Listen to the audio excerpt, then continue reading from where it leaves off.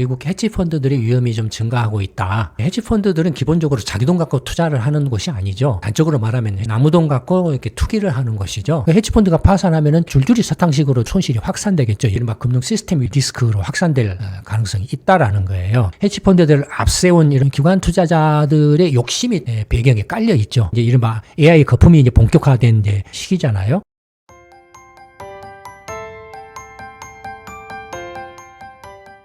안녕하십니까. 김광수 경정수의 김광수 소장입니다. 얼마 전에 미국 FRB가 금융안정 보고서를 발표를 했는데요. 그 보고서에서 미국 헤지펀드들의 위험이 좀 증가하고 있다라고 언급을 한 부분이 있습니다. 그래서 오늘은 그에 관해서 한번 말씀을 드려볼까 합니다.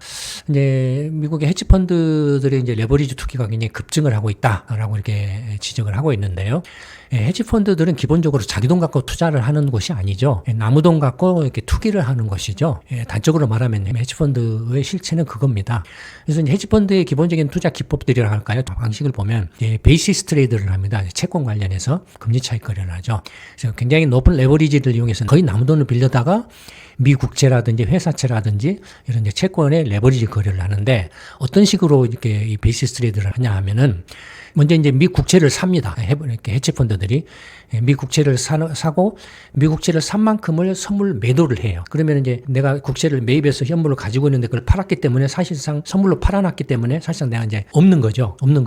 현물로 국채를 이제 샀지만 내 돈으로 안 산다라는 거예요. 그럼 어떻게 내 돈으로 안 사느냐?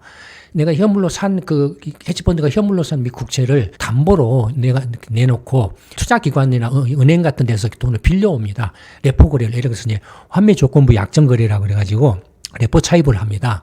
그러니까 현물로 산 미 국채를 담보로 내놓고 빌려오는 거죠. 그러니까 결국은 헤지펀드는 자기 돈 하나도 안 들이고 미 국채를 사고 그다음에 선물 시장에 가서 산 만큼을 이렇게 선물 매도를 해놔요. 그러면은 이 헤지펀드는 결과적으로는 금융기관들로부터 돈을 빌려가지고 현물을 사고 선물을 이렇게 팔았기 때문에 현물을 산 것은 이제 금융기관한테 이렇게 돌려준다라고 치면은 결과적으로 이 헤지펀드한테 남는 것은 선물 매도만 남게 되는 거죠. 결과적으로. 근데 이제 이 베이시스 트레이드라는 것은 이제 현물 국채 매입한 것하고 선물 매도한 것 간의 금리차, 수익률 차, 아주 코딱지만한 차, 이를 노리는 거예요. 노리는 거고, 당연히 이제 그 레포로 돈을 이렇게 빌렸기 때문에 여기도 비용이 발생하죠. 그러니까 현물 매입하고 선물 매도에서 발생하는 그 수익에서 이 레포 차입에 들어가는 비용을 뺀 것이 이제 순이익이 되는 거죠. 헤지펀드들의. 그렇죠? 굉장히 마진이 작아요.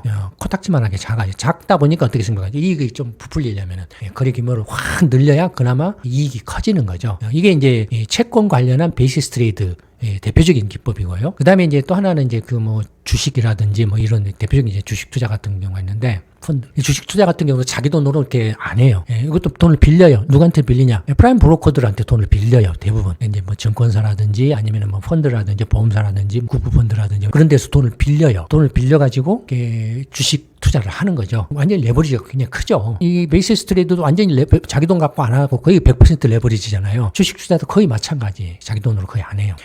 그러면 이제 프라임 브로커가 후원자 맞으면 스폰서 역할을 한다라는 거예요. 이 헤지펀드들에. 그러면 헤지펀드들이 이제 이 돈을 빌려가지고 어떻게 하냐.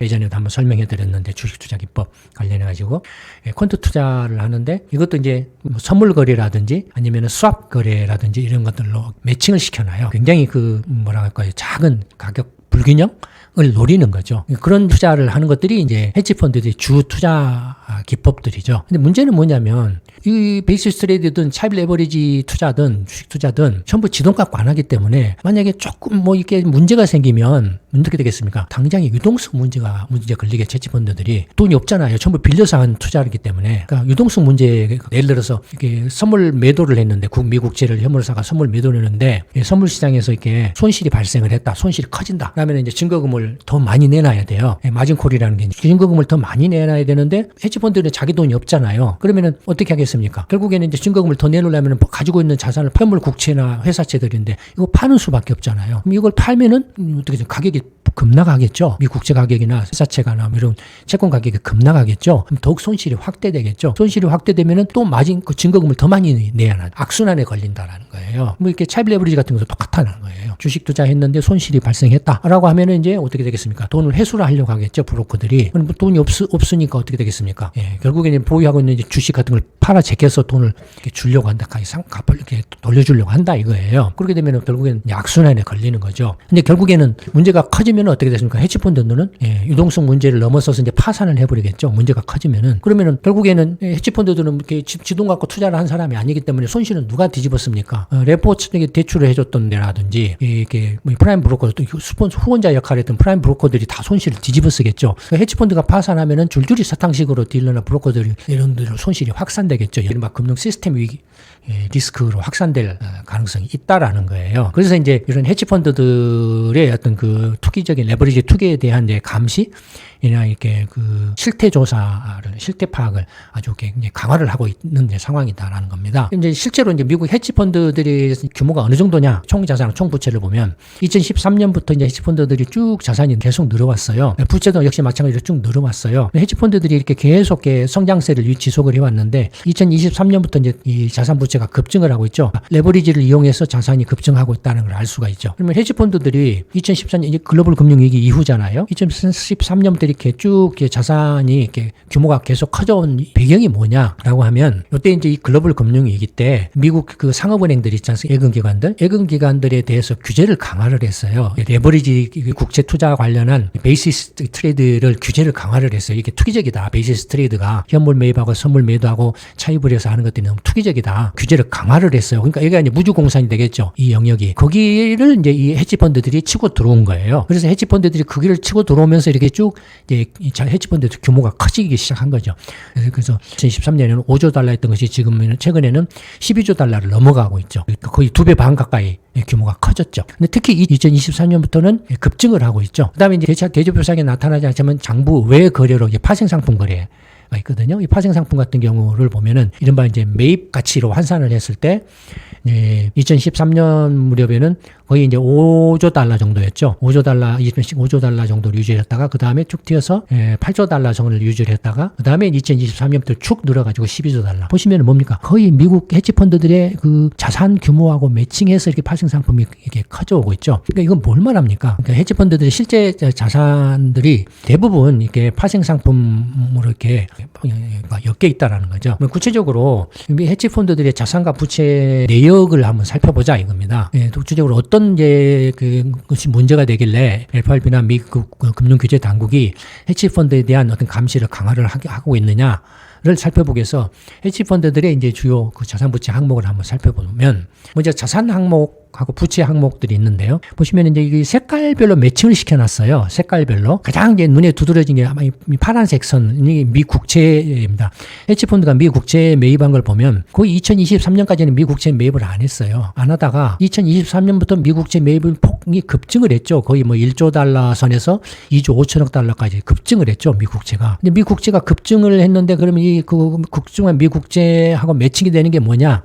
레포 거래죠. 레포 거래. 이 파란색으로 표시된. 역시 레포 거래도 거의 이제 안 늘어났다가 2023년부터 급증을 했죠. 뭐 1조 한 5천억 달러 미만에서 3조 달러 미만 선으로 이렇게 급증을 했죠. 그러니까 미 국채 헤지펀드가 미 국채를 매입하면서 그 매입한 그 돈은 어디서 만들었냐면 레포 차입을 통해서 했다라는 거예요. 그리고 장부 외 거래를 파생 상품으로 선물 매도 거래를 많이 했다라는 거죠. 그러니까 이게 이제 앞서 말씀드린 미국채 현물 매입, 선물 매도, 레포 차입 이게 베이시스 트레이드를 한 거죠. 근데 이제 2023년부터 이렇게 베이시스 트레이드가 급증한 배경으로는 2019년 9월과 2020년 3월에 한번 이 헤지펀드들로 인해서 한번 휘청거렸어요.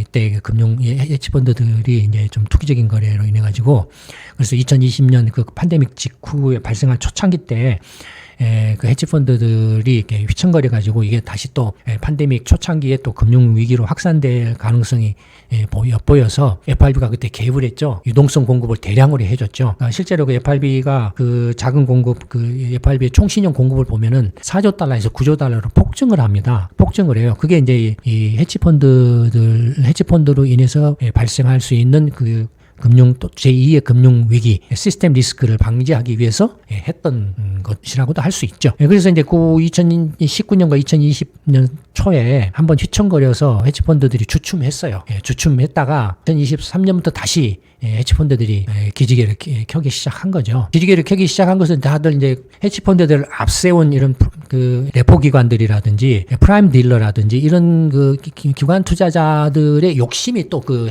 배경에 깔려 있죠. 이제 이른바 AI 거품이 이제 본격화된 이제 시기잖아요. 2023년부터 이때 이제 헤지펀드들을 앞세워서 이렇게 했다라는 거죠. 베이시스 트레이드가 이런 모양이고요. 2023년부터 폭증을 하고 있다는 거고요.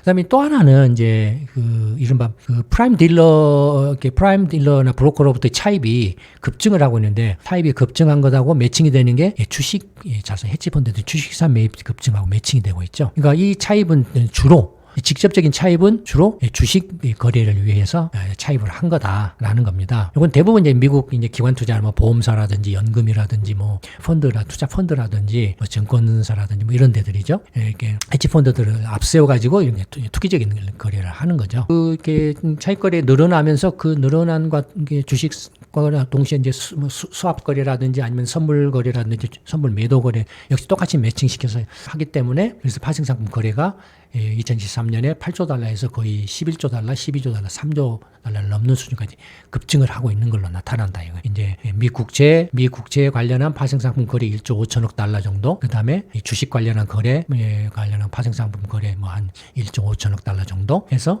대체적으로 한 3조 달러 정도의 파생 상품 거래가 일어나고 있다 이거예요. 그러니까 헤지 펀드들이 2023년부터 엄청난 그 이제 레버리지가 이렇게 폭증을 하고 있다. 유동성 위험에 빠질 그 위험이 높아졌다. 문제가 생겼을 때는 줄줄이 사탕식으로 여기 헤지 펀드들을 앞세워서 뒤에서 이렇게 이익을 챙기려고 했던 기관 투자자들로 손실이 확산될 위험이 높아지고 있다라고 이른바 이제 적색 경고등을 켰죠. FRB나 미국 규제금융 당국들이. 그래서 이제 이런 헤지 펀드들의 투기적인 레버리지 투기들을 좀 규제한다 그럴까? 이런 것들을 견제하기 위해서 여러 가지 이제 미 국채 거래 같은 경우에는 중앙 청산 거래소를 설치를 주식 같은 경우는 이제 주식 청산 거래소가 있잖아요. 결제 거래소, 주식 예탁 결제 거래소라는 이런 거 있잖아요. 채권 같은 경우도 마찬가지로 그런 청산 거래소를 만들어 가지고 미 국채를 거래하는 자들은 모두 다 중앙 청산 거래소를 통해서 결제를 해라라고 한다든지 뭐 아니면은 헤지 펀드들이 덩치를 키워온 이유가 미국 은행들이 이제 베이시스 트레이드를 좀 못하도록 규제를 했기 때문에 그로 인해서 무주공산이 돼 있는 곳을 치고 들어왔다 헤지펀드가. 그래서 이제 은행들에 대한 규제를 조금 완화시켜서 은행들도 이렇게 베이시스 트레이드를 조금 이제 어느 정도 이렇게 할 수 있도록 규제를 열어준다든지 하는 그런 조치들을 현재 취하고 있는 겁니다. 어쨌든 그 헤지펀드들이 지금 위험 신호가 켜졌다라는 거. 그리고 그에 대해서 이제 FRB나 미국 금융 규제 당국들이 경고 등을 켜서 감시를 강화하기 시작했다라는 겁니다. 여러분들 또 이에 대해서 한번 관심을 가져보시기 바랍니다. 오늘 말씀은 이걸로 마치도록 하겠습니다. 감사합니다.